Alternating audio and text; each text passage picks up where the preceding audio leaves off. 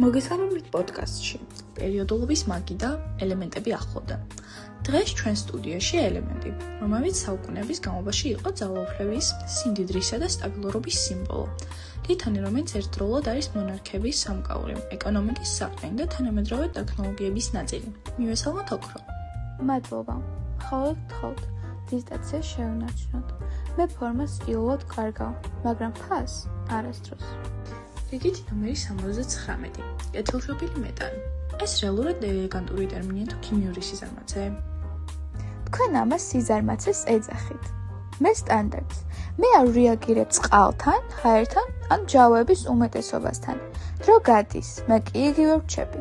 ამას თქვენ ინერტულობას ეძახით, მე სტაბილურობას. მაშინ მოდით ისტორიაზე გადავიდეთ. კოლხეთი, ოქროს საწმისი, არგონავტები. მითია თუ რეალური ტექნოლოგია? ორივე მდინარეებში ჩემი ნაწილაკები ირეცხებოდა. ადამიანები კი ცხვრის ტყავს იყენებდნენ მათ დასაჭერად. ასე რომ დიახ, საწმისი რეალურია. ჭკვიანური ხერხია, ხოლო კოლხეთი ჩემი ერთ-ერთი პირველი სამუშაო ოფისი იყო. მაგრამ მოდი პირდაპირ გითხავთ. ქიმიურად თითქმის არაფერში მონაწილეობთ. არ იჟანგებით, არ რეაგირებთ. რატომ უნდა იყოთ ღირებული? იმიტომ ვარ ღირებული, რომ არ ვცვლი ჩემ თავს. სხვა მეტალები იჟანგება, იჩრება, ქრება. მე ვრჩები და კიდევ. მე შესანიშნავი გამტარი ვარ. თქვენი ტელეფონი, კომპიუტერი, კოსმოსური ტექნოლოგია ყველგან მე ვარ. იქ, სადაც შეცდომა დაუშვებელია, მე მირჩევენ. მე არ ვარ ხმაურიანი, ვარ აუცილებელი. თქვენ ზებუნებრივ რომ მძიმე ხართ, მაგრამ რბილი. ეს უბრალოდ მეტაფორაა? აბა სცადეთ ხელში ამიყვანოთ. ჩემი სიმკვრივემდანაც მაღალია, რომ მცირე მოცულობაც კი სერიოზულ წონად იქცევა და მაინც მე რბილი ვარ. 1 გრამი ოქროდან შეგიძლიათ 3 კილომეტრიან ძაფად გამჭიმოთ.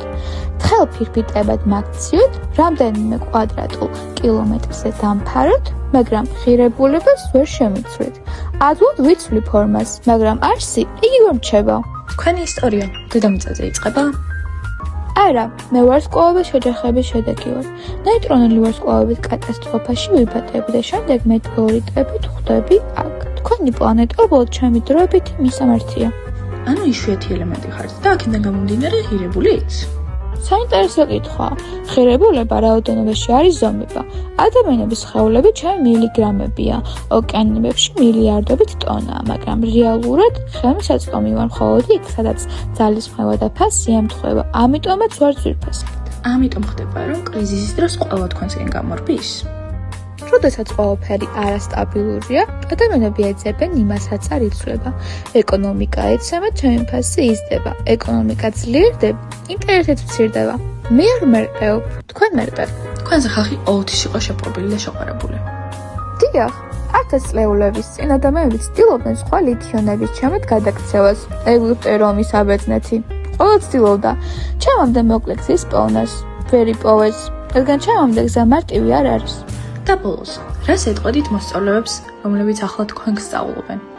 არ არის აუცილებელი ყველასთან რეაქციაში შესვლა. სტაბილურობა ხშირად უფრო ძლიერია ვიდრე აქტიურობა.